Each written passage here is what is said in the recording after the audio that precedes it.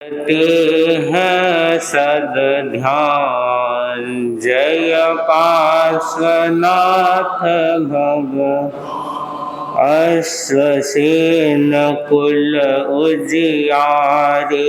वामासुत प्यारे हो प्रभु वामासुत प्यारे। धन्य हुई है काशी धन्य हुई है का जन्म जन्म मनहारे।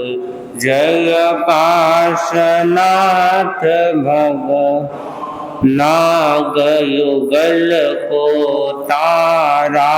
सुर भव को पाए हो प्रभु सुर भव को पाए।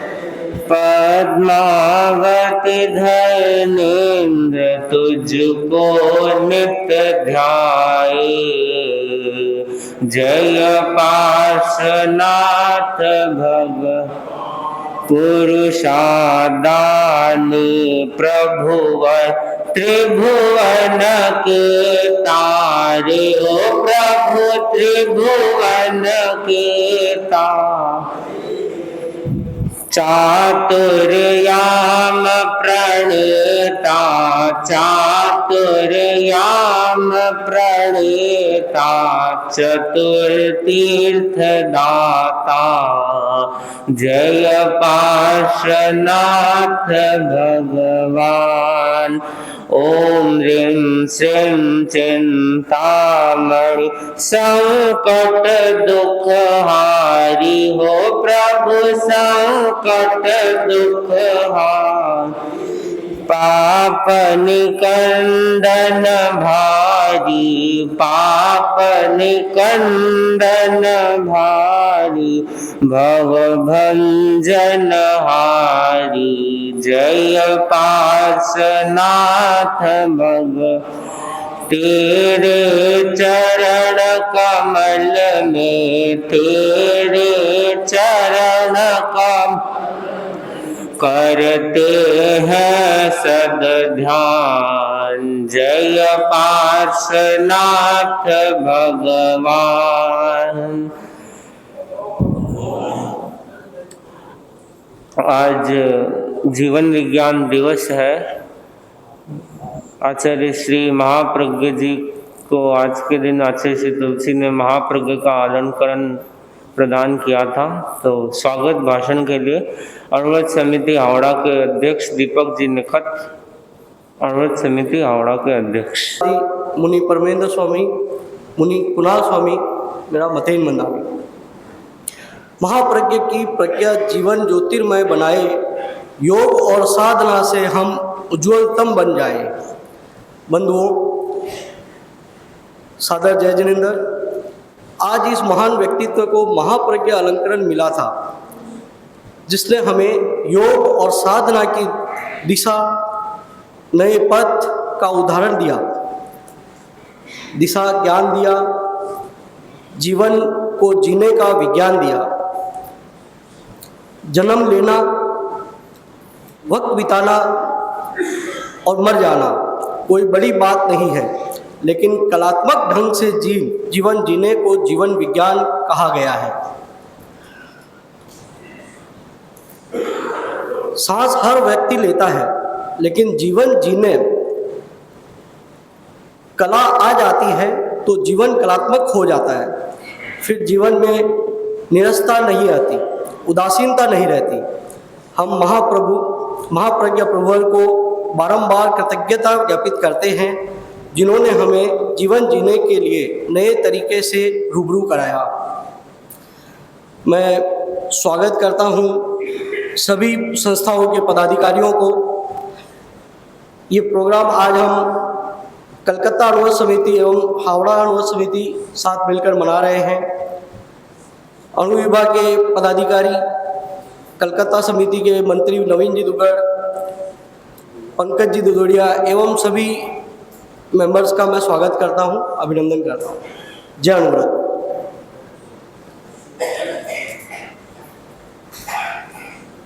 प्रज्ञा अलंकरण दिवस के उपलक्ष्य में सभा के अध्यक्ष लक्ष्मीपत जी बाफना, लक्ष्मीपत जी ज्योतिपुंज युग प्रधान आचार्य श्री महाश्रमण जी के चरणों में भावरी वंदना। यहाँ विराज मुनि श्री जिनेश कुमार जी एवं सवर्ती मुनिवर्ग के चरणों में वंदना। अनुमति समिति के पधारे सभी सदस्य पदाधिकारीगण, सराग सराग सादर जय जिनेंद्र। आज मुनिश्री के सानिध्य में हमारे 10वें गुरु महाप्रज्ञा जी का अलंकरण दिवस मना रहे हैं। महाप्रज्ञा जी एक ऐसे गुरु जिन्होंने एक प्रेक्षा ज्ञान जो अपने को पूरे दिया, जो देश विदेश सब जगह आज प्रचलित है, ऐसे गुरु को पाकर हम लोग धन्य हो गए थे। तो महाप्रज्ञा जी के बारे में जितना बोल जाए उतना कम है। अनुमति समिति प्रेक्षा ज्ञान का, ये प्रेक्षा ज्ञान का वर्ष भी चल रहा है, इसके ऊपर मैं ये जो कार्यक्रम रखा तो मैं मुनिश्री जी के प्रति कृतज्ञता ज्ञापित करता हूँ। अनुमति समिति के प्रति भी ये कृतज्ञता कि आपने ये प्रोग्राम यहाँ सभा में करवाया। सबके साथ ओम भर।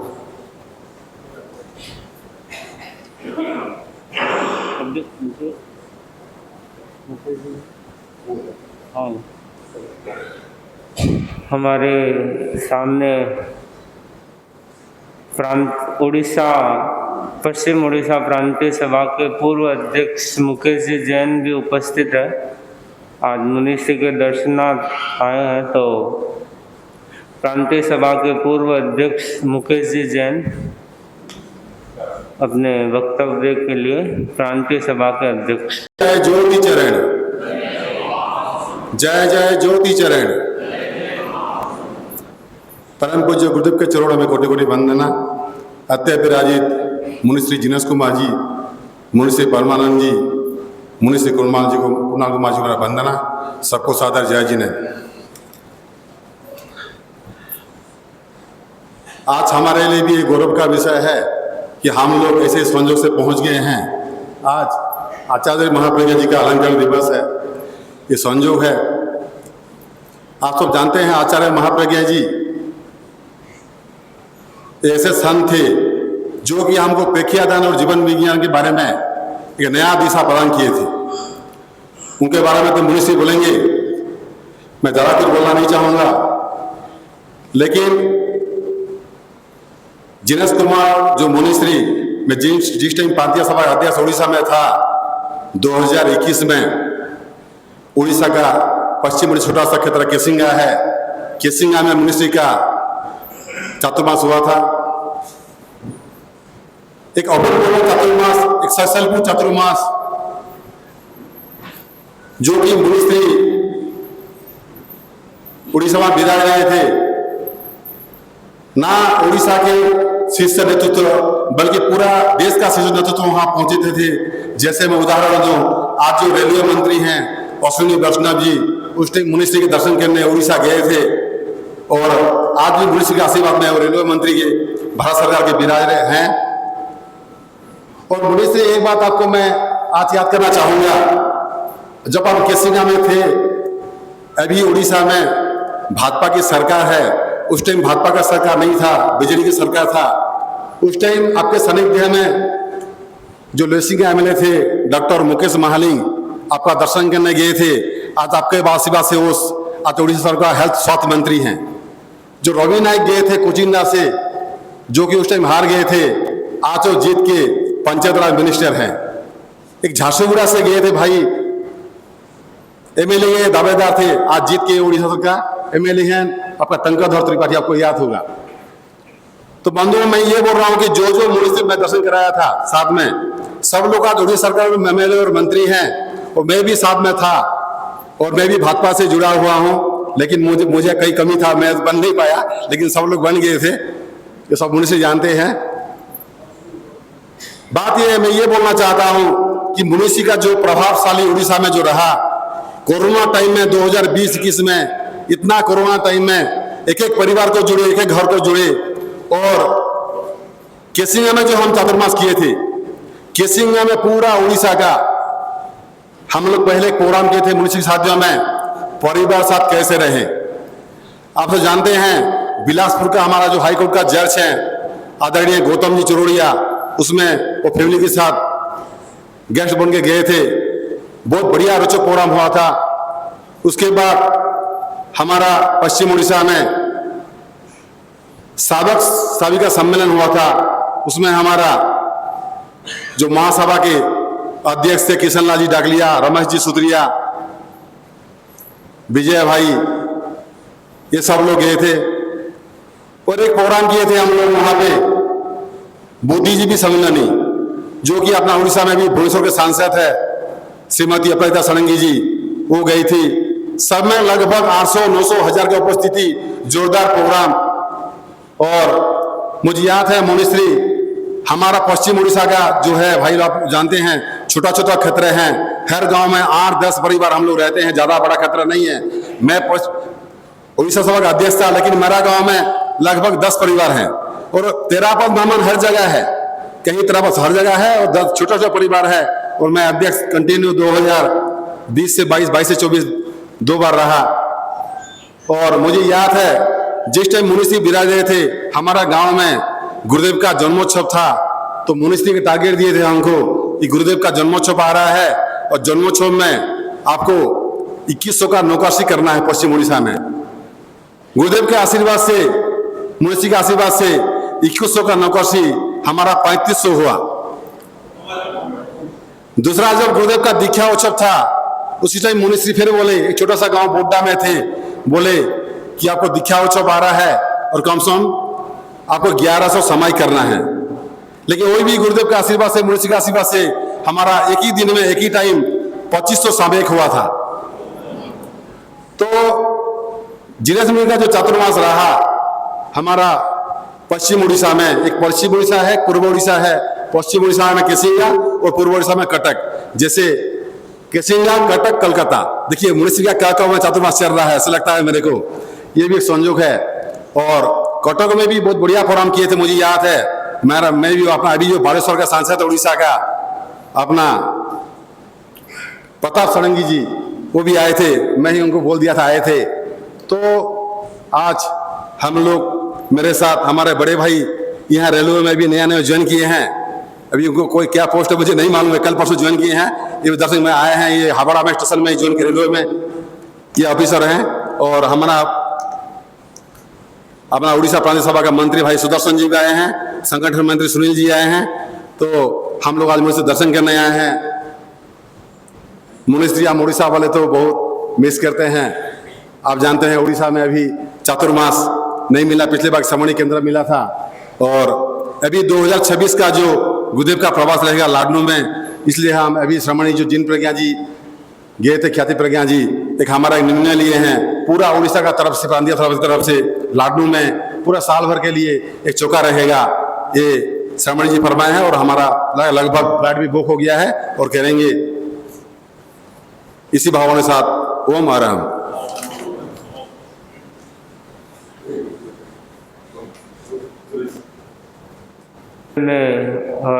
रेलवे ऑफिस में सुरेश जी जैन वक्तव्य। सबको नमस्कार। गुरुदेव के चरण में मेरा वंदन। मैं रेलवे के अधिकारी हूँ। इससे पहले मैं मुंबई में रहा और पुणे में रहा। अभी हाल ही में सोमवार को यहाँ ज्वाइन किया हूँ मैं अभी ईस्टर्न रेलवे हेडक्वार्टर में। और जैसे मेरे कजिन ब्रदर मुकेश जी जैन बताए, वो मेरे गांव के ये हैं, साथ में रहते थे पहले। और उनके साथ गुरुदेव की दर्शन पहली बार केसिंगा में हुई थी। साथ में मैं गया हुआ था तो मुकेश जी बोले मेरे को साथ में चलना है, और उसी दिन से एक मन लगाव हो गया यहाँ। हाल ही में मुंबई में वहाँ कमल मुनि जी हैं, उनकी भी दर्शन हुई थी। उस समय मेरा मुंबई में पोस्टिंग था। उन्होंने भी मुझे बताया था कि आप कलकत्ता जा रहे हैं तो पहले मुनिश्री के दर्शन कर लेना। और मुझे लाभ सोमवार को प्राप्त हुआ और मुनिश्री के दर्शन मैं सोमवार को किया। हाल ही में हमने सूरत में TPF तेरापंथी प्रोफेशनल फोरम, जो रेलवे के अधिकारी हैं, अन्य विभाग के अधिकारी हैं, सभी लोग वहाँ एकत्रित हुए थे और गुरुदेव की दर्शन हुई थी।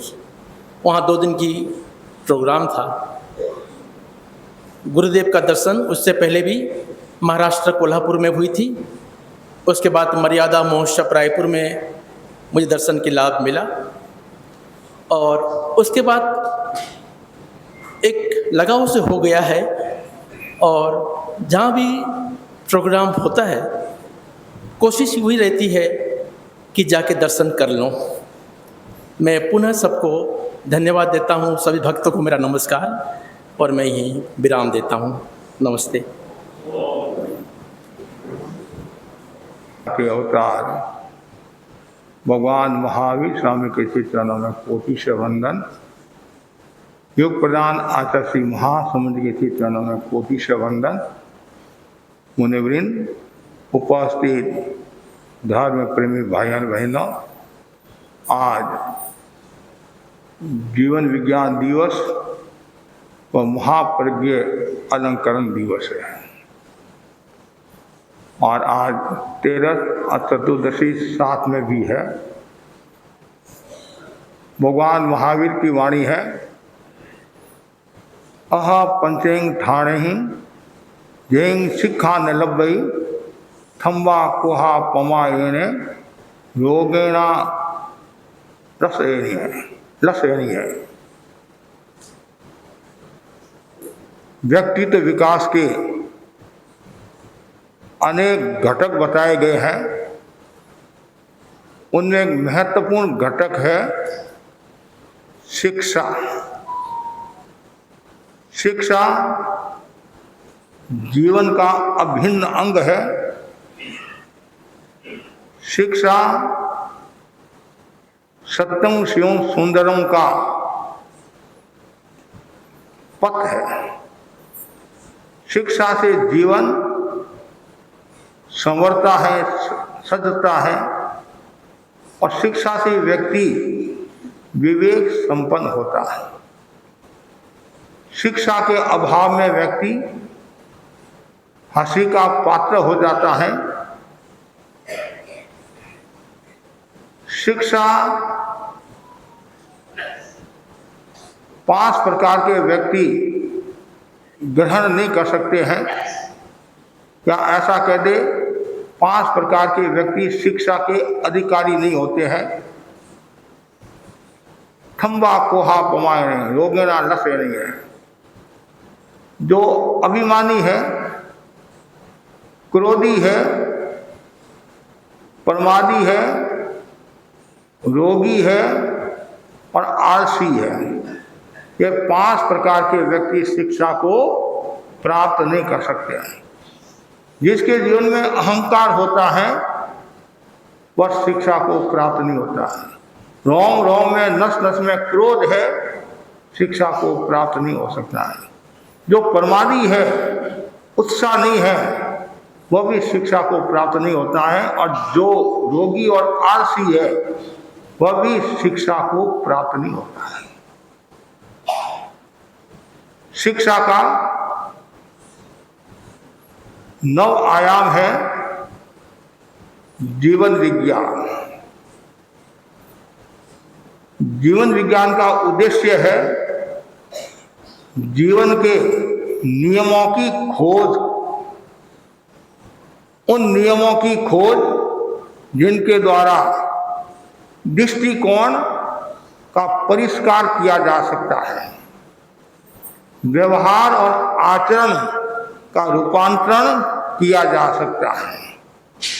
जीवन के 3 मुख्य पक्ष है, ज्ञानात्मक, भावनात्मक, क्रियात्मक। हम जानते हैं ये हमारा ज्ञानात्मक पक्ष है। हम अच्छे बुरे भावों से जुड़े हुए हैं, ये हमारा भावनात्मक पक्ष है। हम आचरण करते हैं, ये हमारा क्रियात्मक पक्ष है। जीवन विज्ञान का प्रयत्न है कि तीनों पक्ष परिष्कृत हो। जीवन में ज्ञान का भी मूल्य है, भाव का भी मूल्य है और क्रिया का भी मूल्य है। जिसके पास में ये तीन तत्व होते हैं, वो व्यक्ति अच्छी तरह से जीवन को संपादित कर सकता है और अच्छा जीवन जी सकता है। जीवन जीना एक बात है, कलात्मक ढंग से जीवन जीना दूसरी बात है। जीवन विज्ञान जीवन जीने की कला सिखाता है। जीवन विज्ञान केवल सैद्धांतिक पक्ष ही नहीं है, ये प्रायोगिक पक्ष भी है। और जीवन विज्ञान के द्वारा हम अपना कायाकल्प कर सकते हैं, चेतना का रूपांतरण कर सकते हैं। जीवन विज्ञान में शरीर के बारे में बताया जाता है, मन के बारे में बताया जाता है, प्राण के बारे में बताया जाता है और श्वास के बारे में बताया जाता है। बदलते परिवेश में यदि विद्यार्थी, शिक्षक, अभिभावक जीवन विज्ञान के यदि प्रयोग करे तो बहुत बड़ा बदलाव आ सकता है। हमारे अनेक प्रशिक्षकों ने जीवन विज्ञान के शिविर भी लगाए और आशातीत सफलता प्राप्त हुई। बच्चों ने कहा, सर हमारे जीवन में बदलाव आया है, अब हमारे माँ बाप का भी शिविर लगाओ, उनके जीवन में भी बदलाव आए। तो जीवन विज्ञान के प्रयोगों के द्वारा हम आवेग और आवेश पर कंट्रोल कर सकते हैं, संवेग को नियंत्रित कर सकते हैं, कामना वासना को कंट्रोल में किया जा सकता है। उस महापुरुष ने जो जीवन विज्ञान के बारे में बताया, हम आभारी हैं गुरुदेव तुलसी और महाप्रज्ञ जी के, जिन्होंने शिक्षा जगत को एक नया अवदान दिया। वह है जीवन विज्ञान और आचार्य महाप्रज्ञ जी के उर्वरा मस्तिष्क की देन है। भारत के अनेक राज्यों में जीवन विज्ञान के प्रयोग चल रहे हैं और मैं तो आपको कहना चाहूंगा, घर घर में जीवन विज्ञान के प्रयोग चलने चाहिए, जिससे आपका जीवन तो अच्छा हो गई, घर का वातावरण भी चेंज हो जाएगा, वृत्तियों में परिष्कार आएगा, चेतना का रूपांतरण होगा और हमारा दृष्टिकोण सही होगा। और जीवन विज्ञान के प्रयोगों के द्वारा हम मेमोरी पावर को भी बढ़ा सकते हैं और श्वास कैसे लेना वो भी हम सीख सकते हैं। आप कहेंगे श्वास तो सब लेते हैं, क्या सीखना है? लेना एक बात है और सम्यक श्वास लेना दूसरी बात है। अब तो काफी बदलाव आया है। पहले तो अधिकांश लोग श्वास लेते समय पेट को अंदर डालते थे और छोड़ते समय पेट को बाहर निकालते थे। यही बीमारी का घर। हम गुरुदेव के पूज्य प्रवरों के आभारी हैं, जिन्होंने श्वास कैसे लेना ये हमें सिखाया है। श्वास लेते समय पेट बाहर आएगा, छोड़ते समय पेट भीतर जाएगा। विज्ञान भी इस बात से सहमत है। कैसे? जब हम श्वास लेते हैं वो फेफड़ों में आता है, पेट और छाती को डिवाइड करने वाला जो तत्व है वह है डायाफ्राम तनुपद। तो जब वो दबाव पड़ता है तब डायफ्राम खिसकता है, तब पेट फूलता है। तो सांस लेते समय पेट फूलेगा और छोड़ते समय पेट सिकुड़ेगा। यदि सही श्वास लेना आ गया तो हम मानसिक, शारीरिक, भावनात्मक स्वास्थ्य को प्राप्त कर सकते हैं। जिनके चंचलता बहुत रहती है, आवेग आवेश बहुत रहता है, पेट की बीमारी रहती है, निरंतर यदि दीर्घ श्वास का 10 मिनट यदि प्रयोग करे तो काफी बदलाव आ सकता है। श्वास का बहुत बड़ा मूल्य है। यदि समृद्धि श्वास प्रेक्षा है का प्रयोग निरंतर करे, अतीन्द्रिय चेतना को पा सकता है। और बड़े बड़े वैज्ञानिक लोगों ने भी कहा है श्वास प्रेक्षा का प्रयोग करने से विशिष्ट ज्ञान की उपलब्धि होती है। भगवान ने तो कही, क्यों? श्वास का बहुत बड़ा मूल्य है। अनिमेष दृष्टि आदि ऐसे श्वास निरंतर यदि श्वास का प्रयोग करे तो बहुत बदलाव आएगा। और फिर प्राण, जिन विज्ञान के प्रयोगों से प्राण शक्ति प्रखर होती है। प्राण क्या है? जीव की जीवनी शक्ति, जीवन धारा। तो प्राण शक्तिशाली होता है और उसके बाद में हमारा मनोबल मजबूत होता है, धृति बल मजबूत होता है और सहने की क्षमता प्राप्त होती है। तो शरीर भी हमारा शक्तिशाली होता है और श्वास भी सम्यक हो जाता है और प्राण शक्ति प्रखर हो जाती है। तो ये जो प्रयोग है और इन प्रयोगों से हमारे जीवन में बदलाव तो आता ही है और नाड़ी तंत्र, ग्रंथि तंत्र भी सक्रिय और मजबूत हो जाते हैं और प्राण धारा का संतुलन रहता है, क्षमता की आस्था का जागरण होता है और जैविक संतुलन की स्थापना और परिष्कार भी होता है। तो आज जीवन विज्ञान दिवस है। ज्ञान और विज्ञान, ज्ञान का मतलब जानना, विज्ञान का मतलब विशेष जानना। तो जीवन को विशेष जानना और जन्म के साथ जीवन का प्रारंभ होता है, मरण के साथ जीवन का समापन होता है। जन्म और मरण का इतना मूल्य नहीं है जितना मूल्य है जीवन का। शब्द भी कितना सुंदर है, जीवन। जीवन है तो सब कुछ है, जीवन नहीं है तो कुछ भी नहीं। हम जीवन कैसे जीना? कलात्मक ढंग से जीवन जीना। एक ढोंग की जिंदगी जीता है और एक ढंग की जिंदगी जीता है, और जो ढंग की जिंदगी जीता है वह चैतन्य की अनुभूति करता है, वीतरागता की ओर प्रस्थान करता है। तो आज मैं जीवन विज्ञान दिवस पर सभी भाई बहनों के प्रति आध्यात्मिक मंगल कामना करता हूं और अनुवर्त समिति के तत्वाधान में ये कार्यक्रम संपादित हुआ।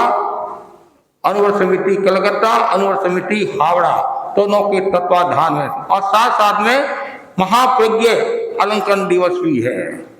आज के दिन गुरुदेव तुलसी ने मुनि नतमल जी को महाप्रज्ञ अलंकरण से नवाजा और वो महाप्रज्ञ फिर युवाचार्य महाप्रज्ञ और आचार्य महाप्रज्ञ जी के रूप में विख्यात हो गया।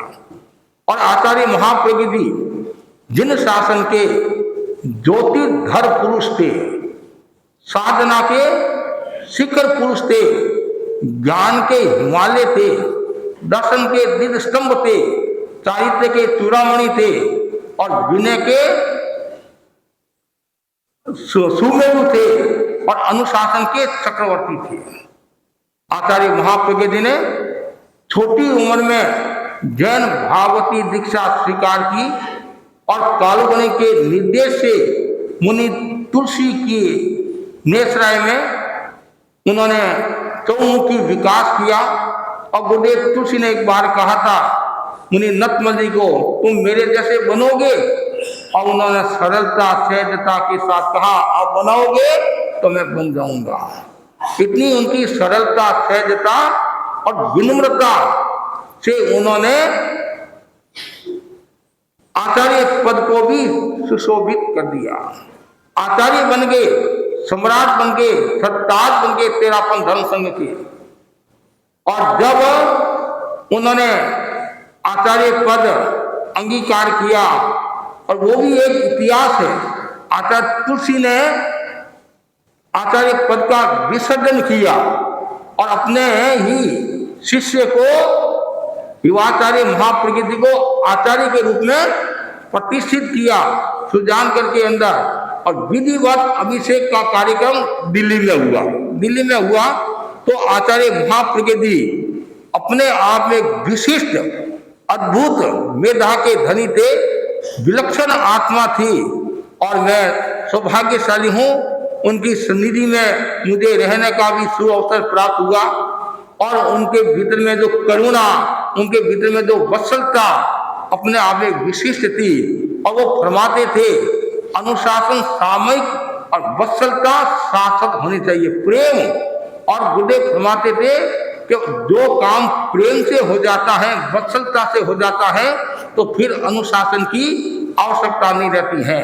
तो आचार्य महाप्रकृति का जो जीवन था, ऐसे खुद वो अनुशासित थे, लेकिन उनको अनुशासन करने की आवश्यकता उस रूप में नहीं पड़ी। ऐसे तो प्रशासक है, अनुशासन भी करना पड़ता है, सब कुछ करना पड़ता है, लेकिन उन्होंने अपने व्यवहार, आचरण, वत्सलता, प्रेम, आत्मीयता के द्वारा सबका दिल जीत लिया। और आचार्य महाप्रकृति ने अहिंसा यात्रा इस उम्र में करके एक नया इतिहास बनाया। जो सुजानगढ़ से अहिंसा यात्रा प्रारंभ हुई थी और अनेक क्षेत्रों का स्पर्श करते हुए जब गुरुदेव बालोतरा पधारे और गुजरात में दंगे हुए थे, तो बालोतरा एरिया के लोगों ने, जसवल के एरिया के लोगों ने कहा महाराज वहाँ तो दंगे हो रहे हैं और आप चातुर्मास न्याय कर लो, वहाँ वातावरण अच्छा नहीं है, हिंसा खूब बढ़ रही है और नुकसान बहुत हो रहा है। तो आचार्य महाप्रकृति की निर्दयता, निर्भीकता देखो आप। आचार्य महाप्रकृति ने क्या कहा, इस समय यदि मेरी अहिंसा यात्रा काम नहीं आई तो फिर कब काम आएगी। और गुरुदेव ने वो चातुर्मास जो फरमाया हुआ था, अहमदाबाद चातुर्मास किया और काफी धर्माचार्य, राजनेता, प्रशासनिक क्षेत्र के लोग तो संपर्क में आए और गुरुदेव के वचनों को उन्होंने आत्मसात किया। और जो जगन्नाथ यात्रा वहाँ काफी वर्षों से चलती है, तो गुरुदेव उस कार्यक्रम में भी पधारे और सामुदायिक सौहार्द का एक अच्छा माहौल बना था। सूरत और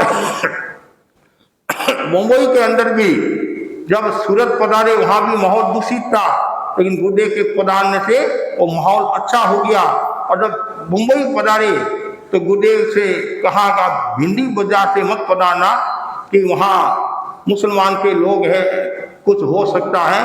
गुरुदेव उसी रास्ते से पधारे, करीबन 500 मुस्लिम भाइयों ने गुरुदेव का आत्मीयता के साथ स्वागत किया था।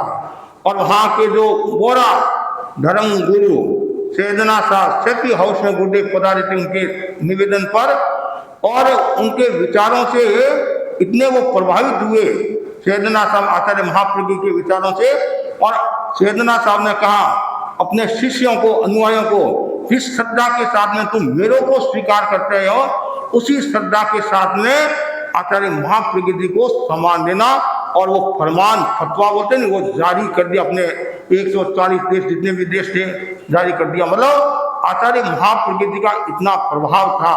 वो जैन थे, एक संप्रदाय के आचार्य थे और सांप्रदायिक दृष्टिकोण के धनी थे। और उनके जीवन में करुणा, वत्सलता, सबको जोड़ने की वो कोशिश करते थे। और अहिंसा यात्रा के जरिए उन्होंने सबको जोड़ने का प्रयास किया। और गुरुदेव तुलसी के भी हम आभारी हैं। और उन्होंने मुनि नतमल जी की योग्यता का अंकन करते हुए, और गुरुदेव के अंतरंग सहयोगी, हर कार्य में वो सहयोगी थे, सुख में दुख में। कोई भी आचार्य महा तुलसी कहते थे मुनि नतमल जी ये करना है, नकारात्मक कभी भाव नहीं आया, हमेशा पॉजिटिव भाव।